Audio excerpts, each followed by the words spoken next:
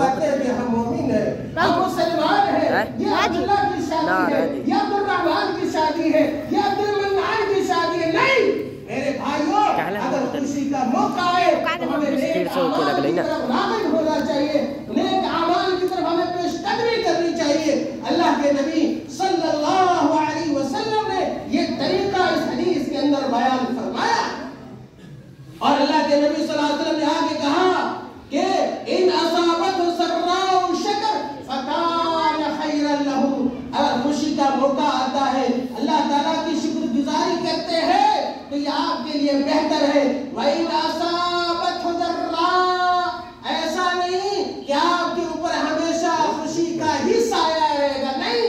अभी कभी आप आजमाए भी जा सकते हैं, अल्लाह ताला आपको इम्तिहान में मुब्तला भी कर सकता है। अगर आप मोमिन हैं तो आपको जज़ा फज़ा नहीं करना है, आपको घबराना नहीं है, आपको गैरुल्लाह के सामने रुकू और सजदा नहीं करना है, आपको दरगाहों, मज़ारों, आस्थानों, खानकाहों पर नहीं जाना है, इसलिए कि खुशी भी अल्लाह की तरफ से होती है और गमी भी अल्लाह की तरफ से होती है। और जो खुशी देता है वही गम को दूर करने पर मेरे भाइयों कादिर है, इसलिए आपको घबराने की जरूरत नहीं है। मुसीबत में उस परवरदिगार को याद करने की जरूरत है, उस अल्लाह को याद करने की जरूरत है, उस माबूदे वाहिद को याद करने की जरूरत है जो बलाओं को, जो मुसीबतों को, जो मुश्किलात को दूर करने पर मेरे भाइयों कादिर है। इन्नल्लाह अला कुल्लि शैइन कदीर। अल्लाह के नबी सल्लल्लाहु अलैहि वसल्लम ने कहा वइन असाबतहु दर्रा,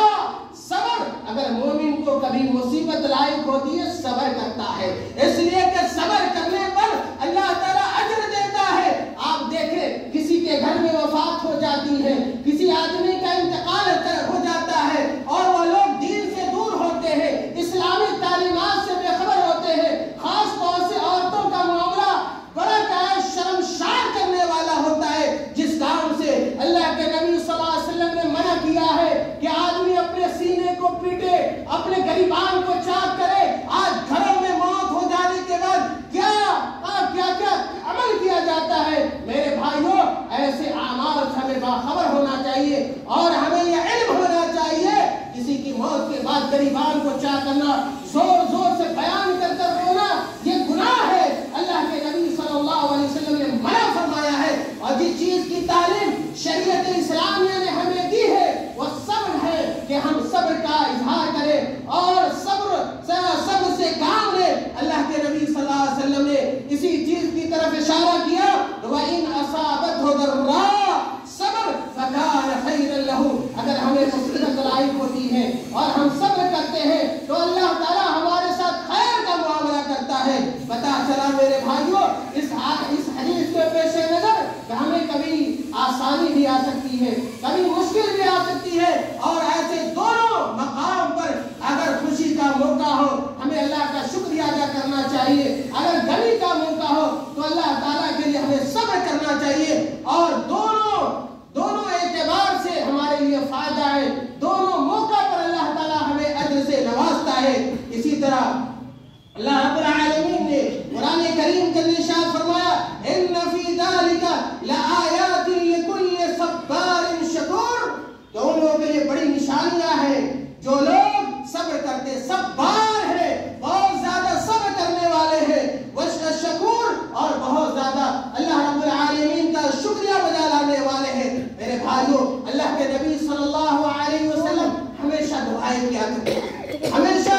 जिक्र व अस्कार अल्लाह के नबी सल्लल्लाहु अलैहि वसल्लम की ज़बानों पर हुआ करता था। आज हम अपना जायजा ले, मुसीबतें आती हैं, हम घबरा जाते हैं, हम परेशान हो जाते हैं, जहाँ नहीं जाना है वहाँ भी चले जाते हैं, लेकिन जो काम कर रहा है, जो तालीमात कुरान के अंदर है, जो तालीमात हदीस के अंदर है, उन तालीमात पर हम अमल पैरा नहीं होते। अल्लाह के नबी सल्लल्लाहु अलैहि वसल्लम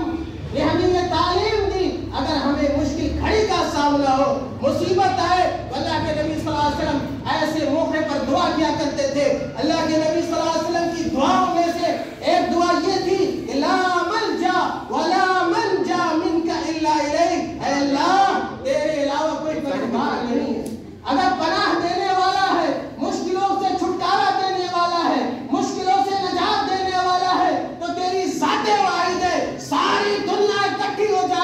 زمین و آسمان ایک ہو جائے اور اللہ تعالیٰ اگر نہ دشواریوں سے پریشانیوں سے نجات نہ دینا چاہے، کوئی ذات مشکلوں سے نجات دے سکتی نہیں ہے، اور اللہ تعالیٰ اگر نجات دینا چاہے تو کوئی اس آدمی کو پریشان نہیں کر سکتا۔ اسی لیے اللہ کے نبی صلی اللہ علیہ وسلم نے کہا لا ملجا، کوئی پناہ گاہ نہیں ہے، ولا منجا من کا، اور اللہ کوئی نجات دینے والا نہیں ہے۔ اگر کوئی پناہ دے سکتا ہے، کوئی نجات دے سکتا ہے تو اللہ تعالیٰ تیری ذات واحد ہے۔ میرے بھائیوں، وقت بڑا مختصر ہوتا ہے اور میرے خیال میں 15 منٹ کا ہی وقت آپ لوگوں نے مقرر کر رکھا ہے، باتیں بے شمار ہے۔ دراصل میں آپ کو یہ بتلانا چاہ رہا تھا کہ اگر پریشانیاں آئے، مصیبتیں آئے، بہت سارے لوگ سحر اور جادو کی شکایت کرتے ہیں اور کہتے ہیں کہ نظر لگ گیا، تو یہ جادو بھی اور یہ نظر بھی لگنا یہ پریشانی ہے، یہ مصیبت ہے۔ اگر ایسے آلام سے، ایسی مصیبتوں سے ہم دو چار ہو تو ہمیں کیا کرنا چاہیے؟ شریعت کے اندر کیا تعلیمات ہیں؟ ہم کیسے اپنے آپ کو ان پریشانیوں سے بچا سکتے ہیں، محفوظ رکھ سکتے ہیں، جادو سے بچ سکتے ہیں اور نظر سے اپنے آپ کو بچا سکتے ہیں؟ اہل علم نے اس کے 10 اسباب بیان کیے ہیں۔ تفصیل سے میں ان چیزوں کو اس مختصر وقت میں بیان نہیں کر سکتا، لیکن سب سے بڑا ہتھیار یاد رکھیے کہ اگر ایسے آفات سے، ایسی مصیبتوں سے اگر آپ دو چار ہیں تو میں نے کہا کہ مصیبت کو ٹالنے والا صرف اللہ رب العالمین ہے، اور اللہ تعالیٰ نے قرآن کریم میں اس حقیقت کو بیان بھی کیا ہے کہ وَمَن يَتَّقِ اللَّهَ يَجْعَل لَّهُ مَخْرَجًا، اور اسی طرح اللہ تعالیٰ نے کہا وَمَن يَتَوَكَّلْ عَلَى اللَّهِ فَهُوَ حَسْبُهُ وَمَن يَتَوَكَّلْ عَلَى اللَّهِ فَهُوَ حَسْبُهُ، کہ جو شخص اللہ پر بھروسہ کرتا ہے، بھروسہ بہت بڑی چیز ہے۔ آج ہم ڈاکٹر پر بھروسہ کر لیتے ہیں، کمپاؤنڈر پر بھروسہ کر لیتے ہیں، ہر کسو ناقص پر بھروسہ کر لیتے ہیں، چرندوں پرند پر بھروسہ کرتے ہیں، جانوروں پر بھروسہ کرتے ہیں، بھروسہ کرنے والے سانپ بچھو پر بھی بھروسہ کر لیتے ہیں، لیکن جس ذات پہ ہمیں قابل اعتماد ہونا چاہیے، بھروسہ ہونا چاہیے، اس کے سامنے سر نگو ہونا چاہیے، رکوع اور سجدہ کرنا چاہیے، اور اس ذات کے سامنے ہم سر و سجود نہیں ہوتے، اس پر کامل بھروسہ نہیں کرتے، جس کی وجہ سے ہمیں ڈھیر ساری پریشانیوں کا سامنا کرنا پڑتا ہے۔ میرے بھائیوں، تو یاد رکھیے اللہ رب العالمین پر بھروسہ کیجئے، اس پر اعتماد کیجئے، اس کے سامنے روئیے، اس کے سامنے گڑگڑائیے، اس کے سامنے آنسو بہائیے، اس سے مانگیے، وہی دینے والا ہے، وہی دیتا ہے، وہی لیتا ہے، اور اس کے علاوہ کوئی ذات اس بات نہ دینے پر قادر ہے اور نہ لینے پر قادر ہے۔ اللہ تعالیٰ نے کہا وَمَن يَتَوَكَّلْ عَلَى اللَّهِ فَهُوَ حَسْبُهُ، کہ جو اللہ پر بھروسہ کرتا ہے اللہ اس کے لیے کافی ہو جاتا ہے۔ مختصر طور پہ 2 سے 3 منٹ میں 2-4 باتیں میں بیان کر دوں۔ اگر جادو کا خطرہ آپ کے اوپر ہے، جادو محسوس کرتے ہیں، جادو حرام ہے، آپ کو معلوم ہونا چاہیے کبائر ہے، کبیرہ گناہ ہے، اور اللہ کے نبی صلی اللہ علیہ وسلم نے کہا جو چیزیں آدمی کو ہلاک کر دیتی ہیں اس دنیا کے اندر، ان چیزوں اور آخرت کے اندر ان چیزوں میں سے ایک جادو بھی ہے، اور جادوگر کی سزا اسلام نے قتل مرتب کی ہے کہ جادوگر کی سزا اس کو قتل کر دینا ہے۔ اور جادوگر بہت سارے لوگ جادو کے علاج کے لیے پتہ نہیں کیا کیا کچھ کرتے ہیں، حلال حرام ناجائز برے کاموں کا ارتکاب کرتے ہیں۔ میرے بھائیوں، اگر اس طرح کا خطرہ ہے یا کہ نظر لگ گئی ہے تو سب سے پہلے آپ یہ کریں کہ اللہ تعالیٰ سے پناہ طلب کریں، التعوذ،